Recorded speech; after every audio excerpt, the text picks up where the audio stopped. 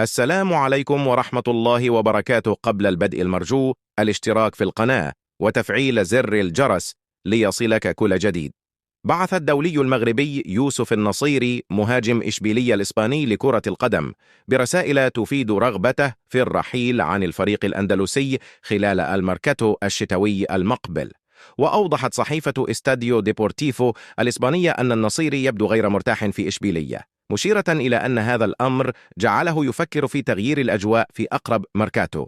وشددت الصحيفة الإسبانية على أن مهاجم الأسود قلق نظرا لعدم الاعتماد عليه في بعض المباريات وتفضيل ماريانو ورافا مير عليه. وأشار المصدر نفسه إلى أن اللاعب المغربي بات يحس أنه لاعب غير أساسي بالنسبة للمدرب دييغو ألونسو.